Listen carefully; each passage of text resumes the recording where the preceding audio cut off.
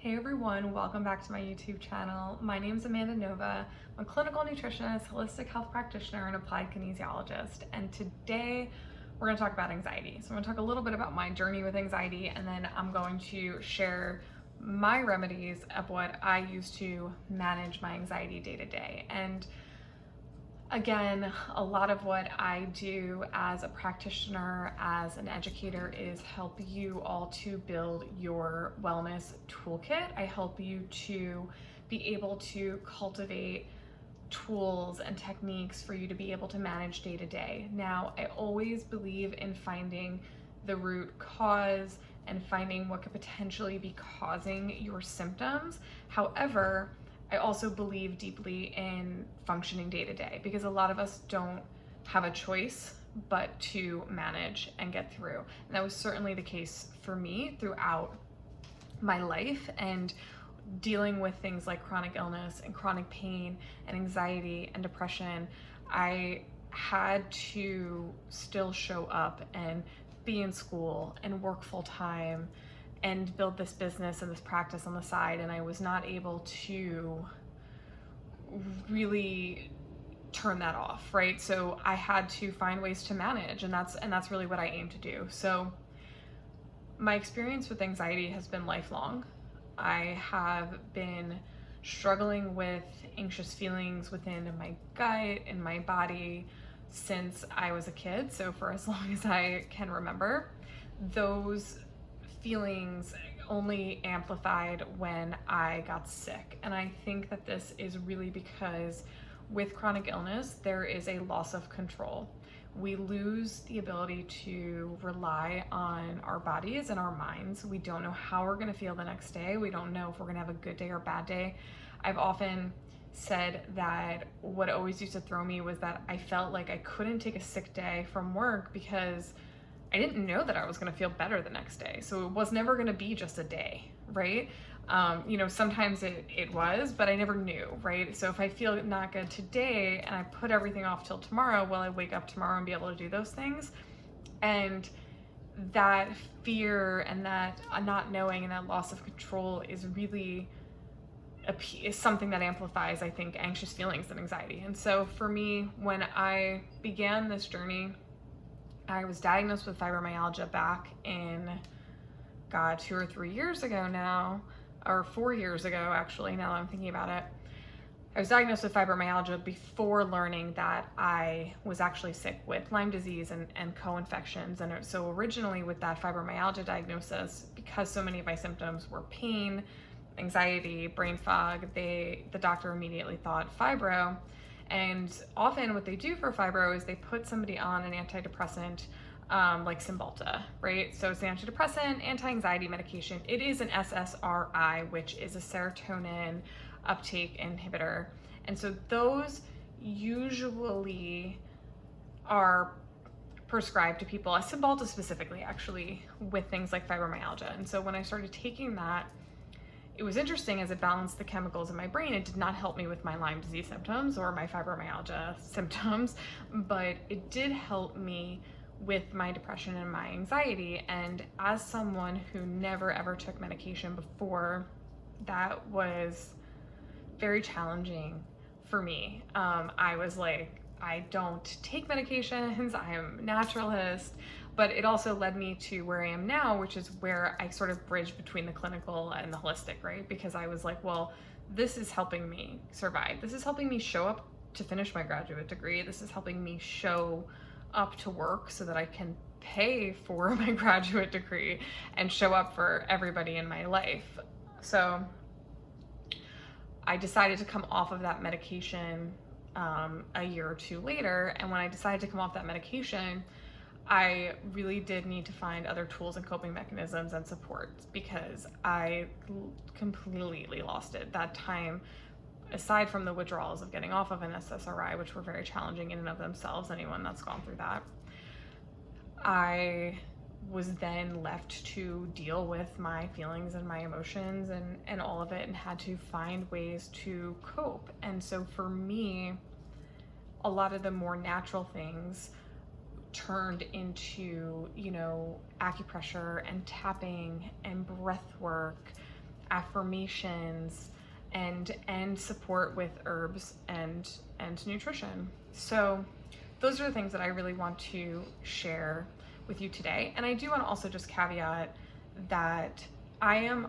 100,000% not against someone taking a medication that they need to survive in their life. So to me, because I decided to get off of it, that was a very personal choice for me based on other things that were going on in my life. And I wanted to really be able to see where I was in my remission and my chronic illness and really be off of that stuff. But I have no judgment and complete and total respect for anyone that feels that they need to be on it, anyone that feels like they need to come off of it. I just always recommend doing that with medical support. I did not have a lot of medical support while I was coming off of it, and I wasn't able to really wean properly, and that made it a lot worse. So please be fully supported.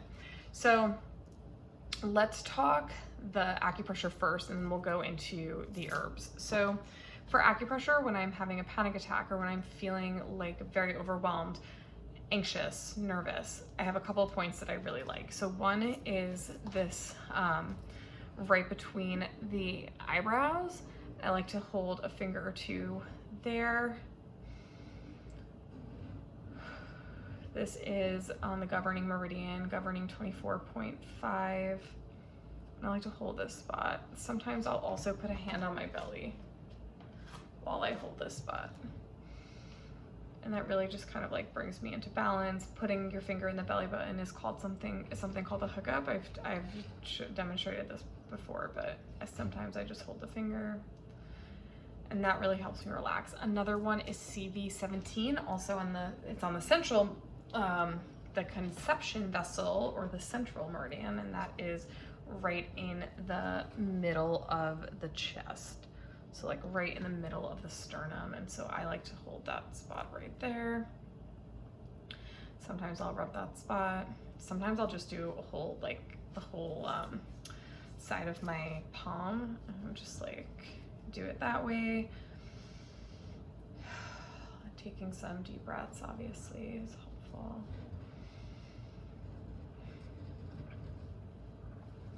Another thing that I like to do is called 4-6 breathing, and that's when I'll breathe in for 4 and then out for 6.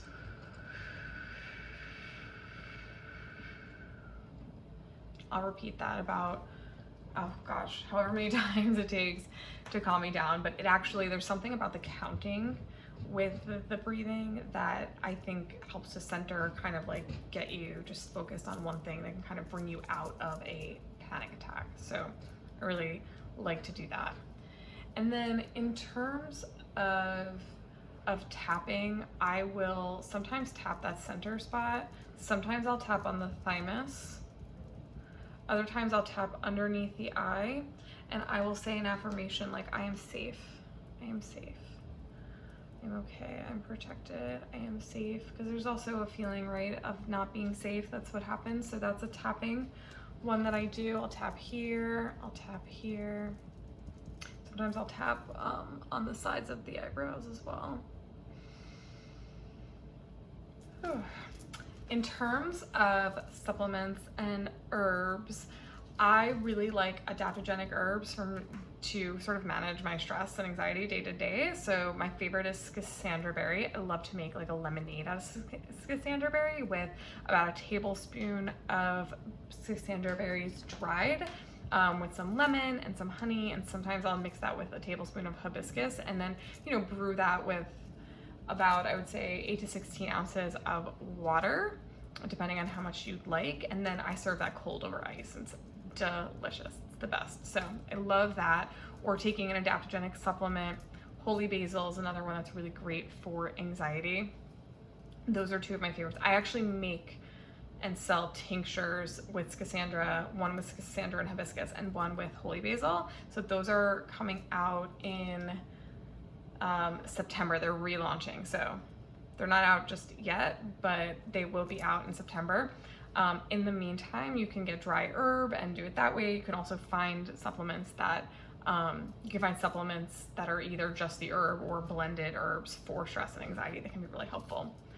And then other ones that can help you go to sleep and help kind of wind you down are passion flowers, also really great for anxiety.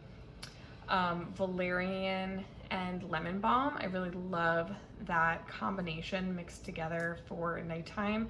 I sort of get like these night dreads. Like that's when I get like all of a sudden I noticed once that like at 7:30 at night I always get this like super duper like rush of anxiety. And so then I will usually like take a supplement, a tincture, do something with those three, and that helps me to sleep but also calms me down. And then lastly, in the supplement world, GABA is a neurotransmitter that is involved with our sleep, with our feelings of anxiety that are a little bit more in the chemical realm. So that's something to support if you are maybe like transitioning from taking a medication, anti-anxiety medication, taking GABA. They have these GABA, you can get the supplements and they actually will like dissolve on your tongue, like lozenge type of thing. And those are good to take when you're having a panic attack. You can take those in the moment. You don't have to like supplement with it every single day. You can take it episodically, which I think is really cool. And so if your anxiety is related to some sort of chemical response, then that'll immediately calm you down, bring you back to homeostasis. It's also another one that helps with sleep. So I know I threw a lot at you. Watch it again, take notes.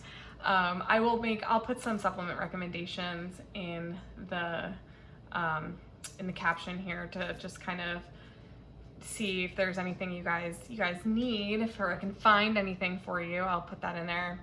And I hope that you find some relief if you are experiencing this. I've definitely been there. It is not super easy. Comment below with things that have worked for you so that we can share and sort of create community, and like, subscribe, do the whole thing, and looking forward to sharing more of my tips and resources with you guys, and I'll see you soon.